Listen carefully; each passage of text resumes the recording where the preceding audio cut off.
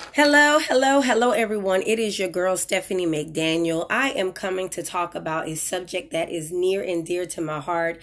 If any one of you have followed me for any length of time, you know that marriage is my ministry. It is my baby. It is something that I hold near and dear to my heart. And recently, I have had a strong desire, a strong pressing in my spirit to pray for wives who are struggling with infidelity in their marriage, who may have had a husband who has cheated on them. Yes, women cheat, but today I am talking about a woman who is staying with a man who has cheated on her. Before I go any further, I'm not talking about a man who just repeatedly cheats and has several women and several children outside of the marriage. I'm not talking about forgiveness when it comes to that guy. Now, God can work on you and your heart, and you might still be able to forgive him. But today I'm talking to the wife who may have had a husband who has made a poor choice and resulted in an affair. I want to encourage you, if you have decided to stay, then stay. See, everyone does not understand your decision because not everyone understands the role of a wife. Not everyone has the spirit of a wife. People look at marriage and they think it's something fun and it looks good on pictures. And, they think, oh, you find someone to complete you and make you whole, when that is not the case. Marriage is a spiritual covenant between you, your spouse, and God. And so I commend any woman who has the grace, who has the mercy, who has the submission to Christ that will allow them to stay with a man who may have cheated on them. I come against embarrassment today. How dare anyone try to belittle you or try to belittle a wife who stays with her husband?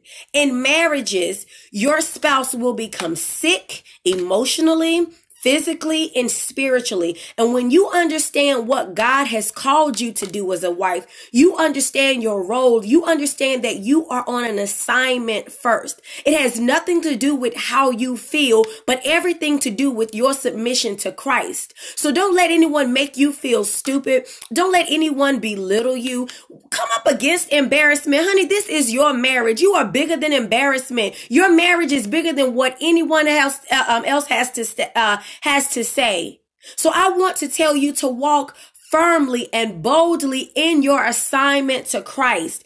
Now, what you need to do is come up with a strategic plan. We know that this is warfare, and in any battle, you have to come up with a strategic plan to fight. So I want to encourage you, lady. I want to encourage you, sister. I want to encourage you, woman of God, who is fighting with all you know, to come up with a strategic plan.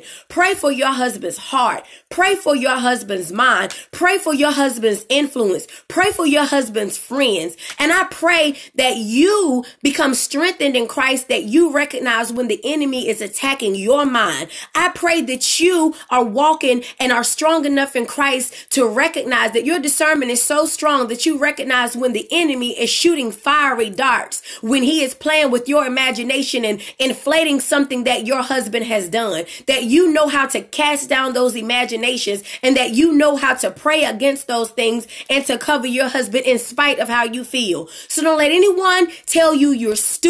Don't let anyone make you feel small. Pray for your husband. Cover your husband and do what God has called you to do, and let God work on you, because even in this, he is developing you for something greater. He says he will give you beauty for ashes. We know as Christian women, as wives, as anyone who is a Bible reader, we know that God works everything out for our good. So even if in this storm, even in this mess that you found yourself in, God is sovereign. He is protecting you. He's covering you. And I promise you, he is delighted that you would have the heart, the compassion, the grace, and the mercy to stick with someone who has hurt you.